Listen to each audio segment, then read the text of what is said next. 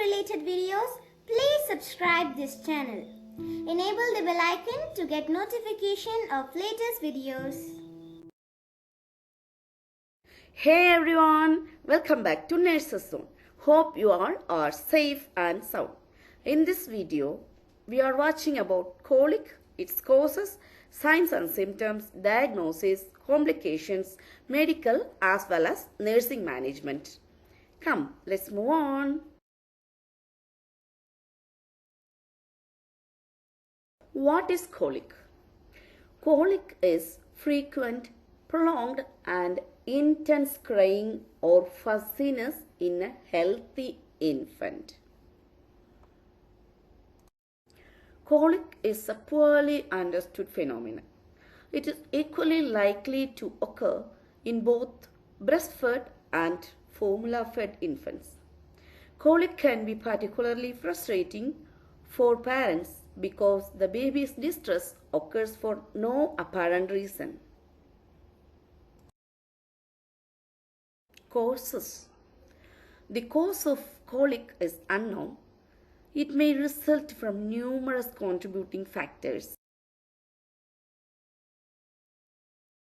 Digestive system that isn't fully developed, imbalance of healthy bacteria in the digestive tract, food allergies or intolerances, overfeeding, underfeeding or infrequent burping,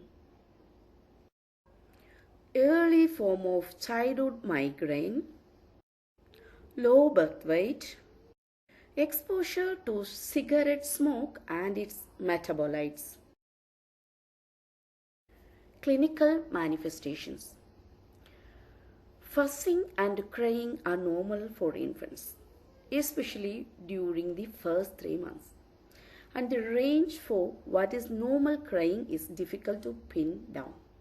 In general, colic is crying for 3 or more hours a day, 3 or more days a week.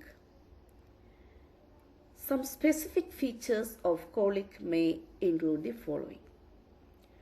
Predictable timing, with episodes often occurring in the afternoon or evening. Facial discoloring, such as reddening of the face or paler skin around the mouth. Bodily tension, such as pulled up or stiffened legs, stiffened arms, clenched fists, arched back, or tense abdomen. Sometimes there is relief in symptoms after the infant passes gas or has a bowel movement. Gas is likely the result of swallowed air due to prolonged crying. Assessment and diagnosis. A complete physical exam to identify any possible causes for baby's distress. The examination will include measuring the baby's height, weight, and head circumference, listening to the heart, lungs, and abdominal sounds, examining the limbs, fingers, toes, eyes, ears, and genitals, assessing reaction to touch or movement, looking for signs of rash, inflammation, or other signs of infection or allergies. Lab tests, X-rays, and other diagnostic tests aren't usually needed in the case of colic, but in unclear cases, they help to exclude other conditions such as possible causes. Medical management. One factor that may contribute to colic is an imbalance of the helpful bacteria in an infant's digestive tract. Treatment under investigation is the use of good bacteria, means probiotics, to create an appropriate bacterial balance to improve overall digestive health. A reduction in crying sometimes when Babies with colic were treated with a lactobacillus bacterium.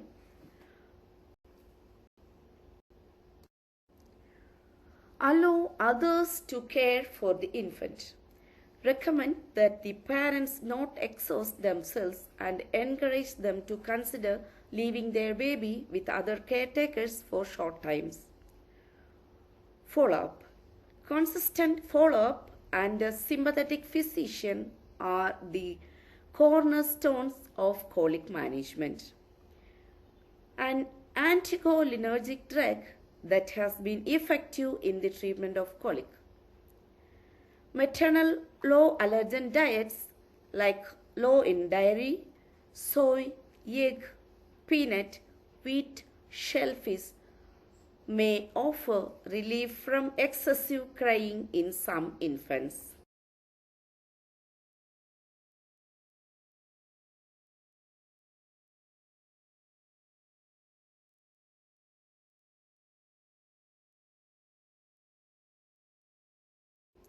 Nursing management.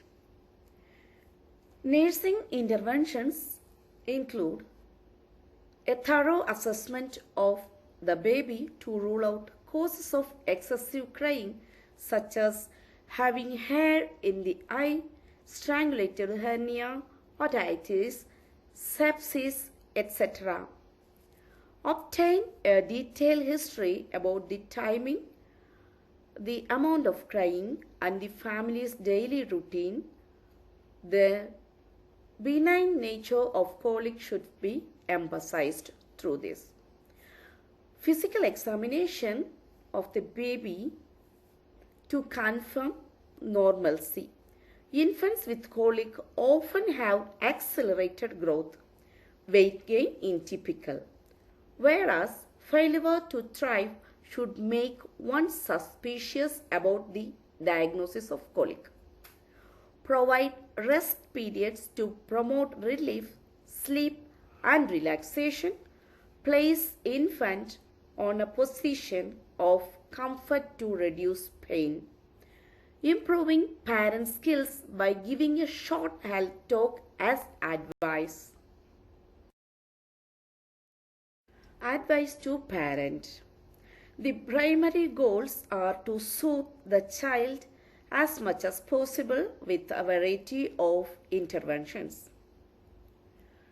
Advise the parent to take the infant for a walk in a stroller, walking around with or rocking the baby, swaddling the baby in a blanket, giving the baby a warm bath, rubbing infant's tummy or place the baby on the tummy for a back rub, playing an audio of heartbeats or quiet soothing sounds, dimming the lights and limiting other visual stimulants. Moreover, advise the parent to make some modifications in feeding practices, trial changes in diet, formula changes, and maternal diet. Changes in feeding practices may also provide some relief in case of colic. Bottle feed the baby in an upright position and burp frequently during and after a feeding. Trial changes in diet. If soothing or feeding practices are in reducing crying or irritability, a short-term trial of dietary changes may require. Formula changes. If giving the formula feed to the baby, try to modify a new formula feed. Maternal diet.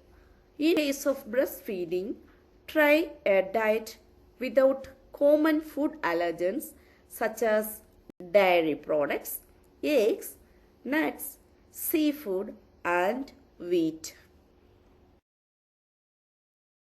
Complications.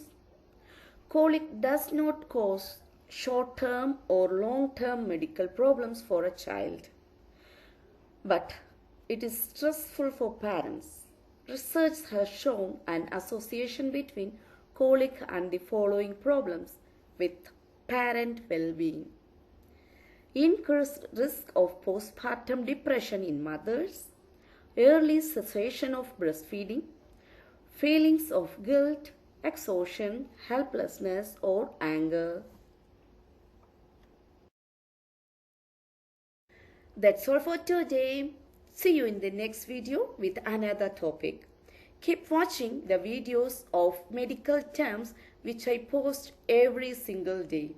Take extreme care of yourselves during this pandemic. Thank you.